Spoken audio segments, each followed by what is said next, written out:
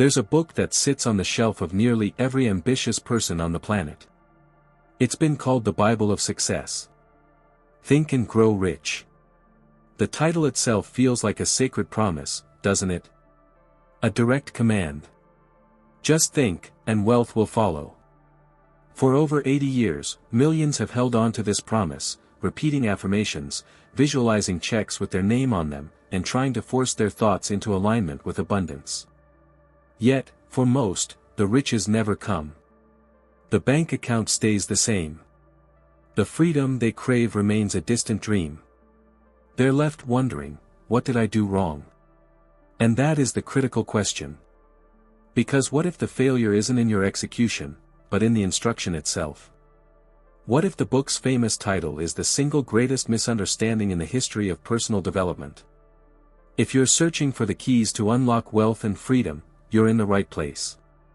Let's open the vault. The truth is, the ultra-wealthy don't spend their days actively thinking themselves rich. They aren't stuck in a loop of forced positive thinking. They are doing something else entirely. Something subconscious. Something that runs on autopilot. They aren't just thinking, they are being. And the subtle, almost invisible process they use to achieve this state is the real secret. It's a mechanism that operates below the surface, and it has almost nothing to do with the conscious, effort-filled thinking you've been taught. Let's call this process of effort-filled thinking what it really is, a fight. You're fighting your current reality. Think about it. When you try to force the thought, I am wealthy, what is the immediate, automatic echo in the back of your mind? For most people, it's a quiet, cynical voice that says, no, you're not.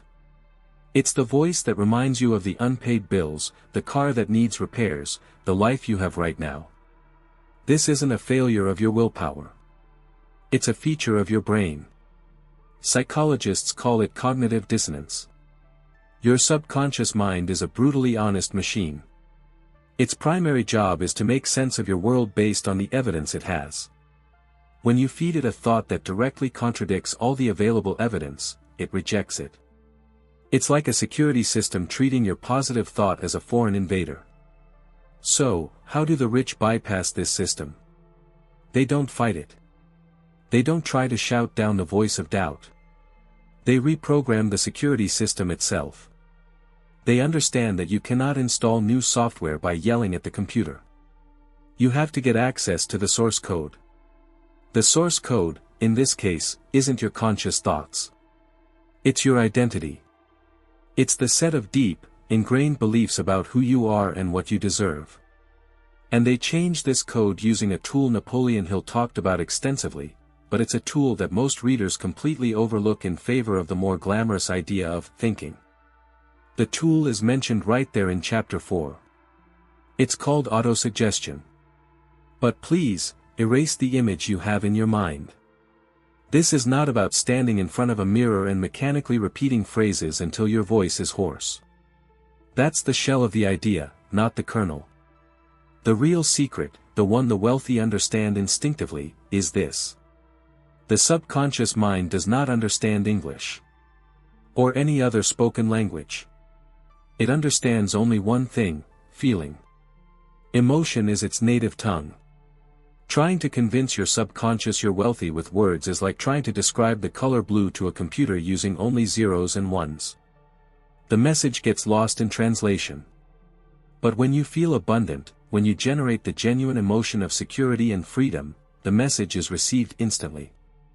No filter. No firewall. So how do you generate a true feeling of wealth when the bills are piling up? This is the paradox where most people quit. The answer is that you stop trying to manifest $1 million, and you start manufacturing moments. You create tiny, undeniable data points for your subconscious.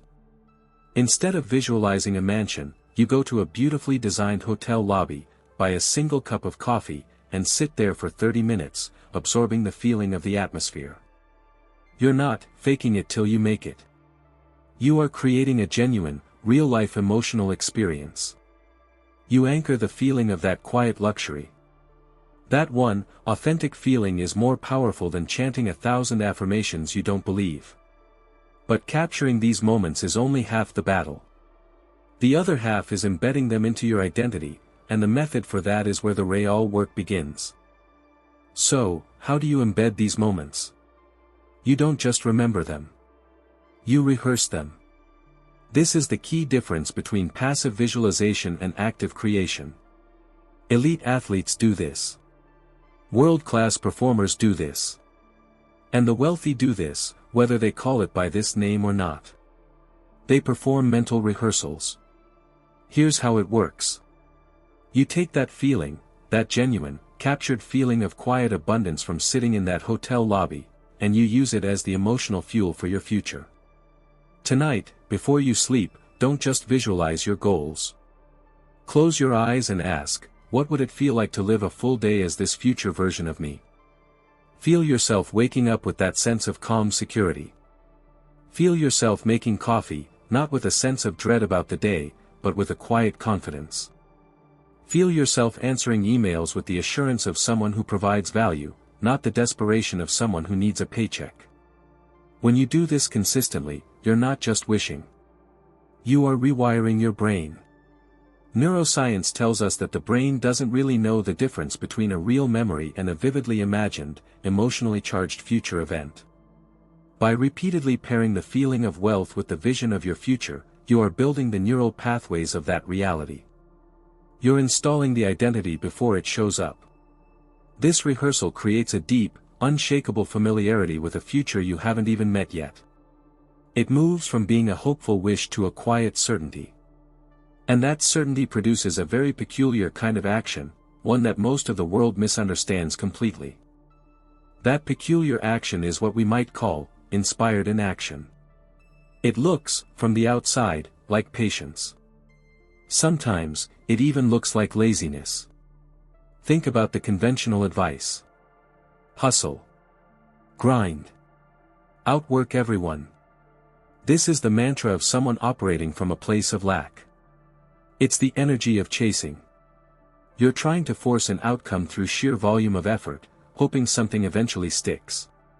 But when your dominant state is a quiet certainty born from mental rehearsal, your entire approach to action changes. You stop chasing. You start attracting. Why is this seemingly slower path so much more powerful?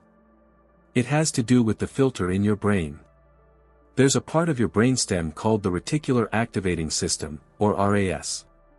Think of it as a gatekeeper for your attention. You're bombarded with billions of bits of information every second, and the RAS decides what you actually notice. When you successfully install that new identity, you give the RAS a new set of instructions. It's like when you decide you want to buy a specific model of car. Suddenly, you see that car everywhere, right? The cars were always there. Your brain just started letting you see them. When your internal identity is one of wealth and success, your brain starts to see evidence of opportunity everywhere. The right person, the right idea, the right conversation, they stand out from the noise. You take one precise, effective action instead of 100 desperate ones. But this state of being does something even more important. It changes your relationship with the one thing that stops most people cold. That one thing is failure. For someone whose identity is still rooted in scarcity and struggle, failure is devastating. A business that doesn't take off, an investment that goes south, it's all seen as a personal indictment. It becomes proof, see? I knew I wasn't good enough. It reinforces the old identity and drains all motivation. But when you have successfully rehearsed and installed a new identity, your relationship with failure is completely transformed. A setback is no longer a reflection of you. The event is separate from your identity. The business strategy failed, you did not fail. The investment was a bad call, you are not bad. It's the difference between a diagnosis and a data point. This emotional detachment is the superpower that allows the wealthy to persist. They don't see failure, they only see feedback. Think of it like a scientist running an experiment. If the hypothesis is wrong, the scientist doesn't throw their lab coat on the floor and declare themselves a failure as a human being. They look at the data, adjust their hypothesis, and run a new experiment. The rich treat their ventures the same way. Every failure is just high-quality market feedback that tells them what to adjust for the next attempt. Their core identity remains unshaken. So this is the real loop. Not just thinking. It's about building an identity through feeling and rehearsal, which leads to aligned action, which allows you to treat failure as simple, unemotional feedback. But understanding this loop is one thing. Starting it is another. So, how do you start this loop, right now? You stop trying so hard to think. You forget the affirmations and the forced visualizations for just 1 week. Instead, you focus on one thing, manufacturing a single, genuine emotional data point.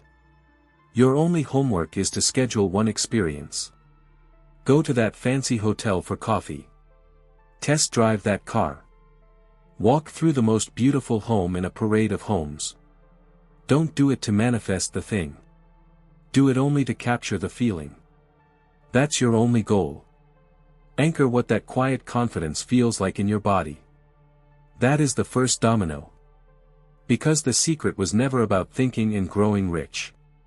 It's about becoming first. It's about building the identity in the quiet moments of mental rehearsal, and then allowing the physical world to catch up. The wealth, the success, the freedom, they are all just the echo of an identity that you have already claimed. This is one key, but if you want the whole vault, subscribe. And start building.